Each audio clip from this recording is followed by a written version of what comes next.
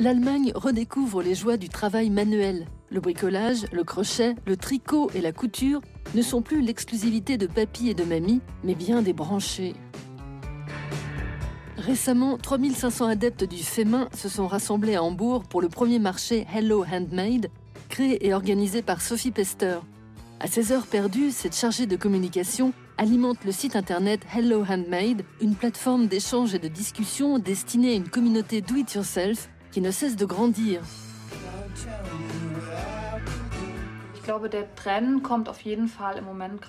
C'est une tendance qui vient des États-Unis. Là-bas, le mouvement est beaucoup plus organisé qu'en Europe. Je crois également qu'aux États-Unis, le do-it-yourself est plus ancré dans les traditions et dans les mentalités que chez nous. Un long métrage sorti sur les écrans américains en 2009 témoigne du boom du fait main. Son titre Handmade Nation.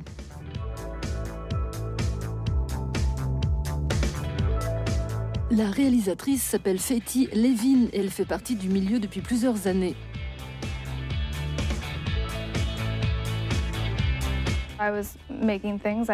Je fabriquais des choses. J'avais un emploi à plein temps, je proposais une gamme de produits et j'avais un magasin en ligne. J'étais en relation avec des gens de mon âge sur Internet qui fabriquaient des objets de manière artisanale. Notre groupe a vu le jour en 2002 sur Internet. Et rapidement, on a organisé des expositions.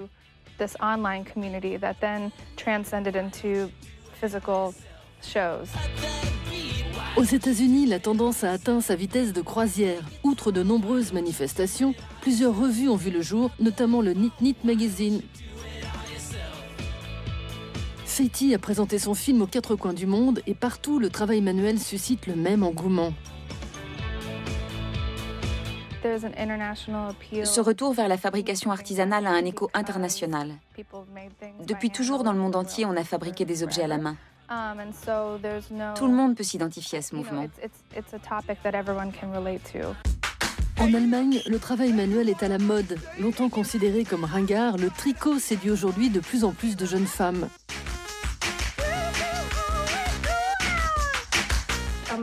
La première fois, on était juste quelques-uns, et petit à petit, des personnes se sont rajoutées. Aujourd'hui, c'est la 4e fois et on est environ, je ne sais pas combien on est, une vingtaine. Le club de tricot de Hambourg est pris d'assaut, car la demande est en forte hausse. On s'en rend compte en feuilletant les revues pour filles ou les magazines féminins. Actuellement, il y a beaucoup plus de pages tricot qu'avant. À mon arrêt de bus, par exemple, il y a une énorme affiche avec une nana, genre sportive, assise sur une pelote de laine avec le slogan « Le tricot, c'est tendance ». Une tendance qui s'affiche notamment dans les revues comme le Cut Magazine qui présente les derniers tuyaux en matière de travail manuel. Qui dit tendance dit communauté. Aux États-Unis, la culture do-it-yourself vient du punk. Aujourd'hui encore, la communauté handmade partage les mêmes visions.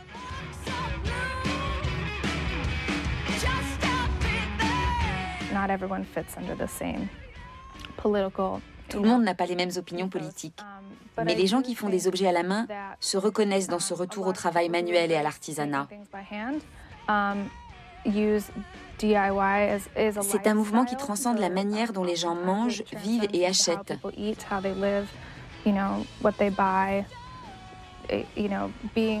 Ce style de vie est le dénominateur commun entre les adeptes du monde entier. En Allemagne aussi, l'esprit de communauté génère la solidarité.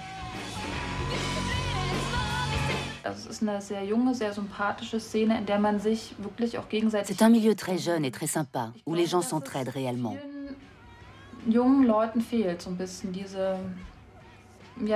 je crois que ça manque à beaucoup de jeunes, ce sentiment d'appartenir à un groupe, de partager des idées communes et d'échanger sur la manière dont on a envie de vivre et de travailler. Un mouvement récent consiste également à créer des tutorats pour les apprentis bricoleurs.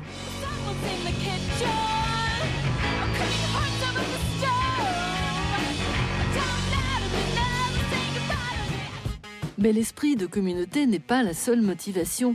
Il s'agit également de vendre, d'autant que la clientèle potentielle existe. Je crois que les gens en ont marre. Ils se rendent compte que les grandes villes et les centres-villes sont de plus en plus saturés et uniformisés. On nous propose toujours les mêmes choses. Et cette tendance du travail manuel, du do-it-yourself, nous permet de créer des produits plus personnalisés, qui sortent de l'ordinaire. L'industrie et ses méthodes de production n'ont jamais été aussi impopulaires. Le producteur indiffère le consommateur qui exprime le besoin d'afficher son individualité.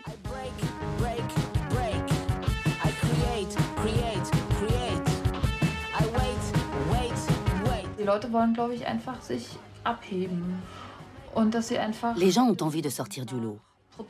Ils veulent des produits qui ont une histoire, des choses dont on connaît l'origine. Et puis, avec la tendance du bio, les consommateurs sont devenus plus attentifs à des notions comme le commerce équitable. Et ils ne veulent pas non plus de ce qui est produit par le travail des enfants.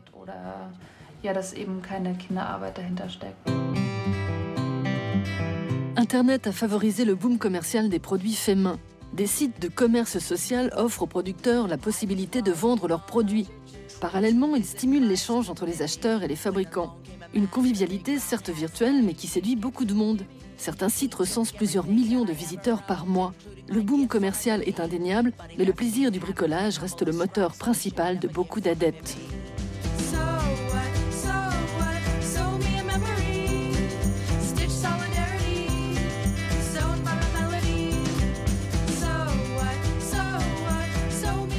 Je me suis rendu compte assez rapidement que lorsqu'il s'agit de payer son loyer et de vivre au quotidien, très vite, cette activité qu'on faisait au départ par envie et par plaisir peut aboutir à des situations problématiques. On se retrouve à 3 heures du matin en train de pleurer devant sa machine à coudre et on se dit « Mince, j'imaginais pas ça comme ça ». Mieux vaut voir ça comme un loisir ou un job d'appoint. En revanche, la tendance n'attire pratiquement que des filles. Est-ce que ça ne remet pas en cause les acquis du féminisme ?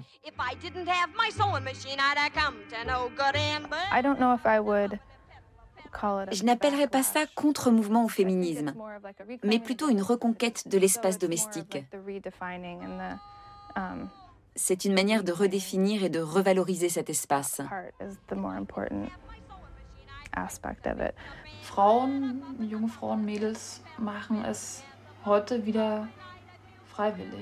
Aujourd'hui, les femmes ou les jeunes filles font ça de leur plein gré, parce qu'elles en ont envie. Et non pas parce qu'on leur a inculqué qu'il faut qu'elles apprennent à coudre. Parce que plus tard, quand elles seront femmes au foyer, elles devront savoir coudre les rideaux, les coussins ou refaire les ourlets.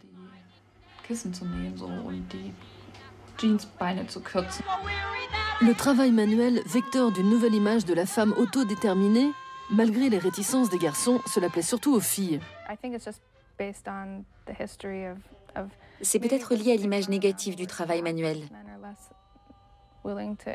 Les hommes sont moins tentés par cette activité parce qu'elle est moins valorisante.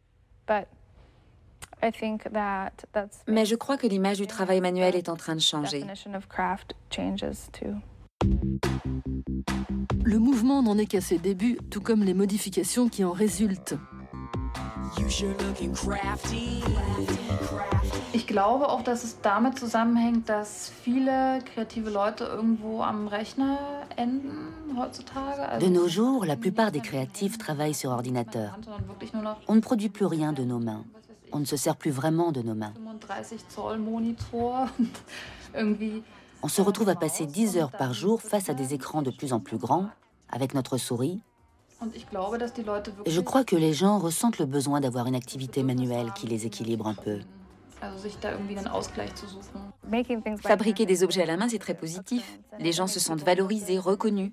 C'est une activité qui peut convenir à tous les individus, où qu'ils soient. Prendre les choses en main, c'est peut-être la nouvelle façon de faire fonctionner son imagination.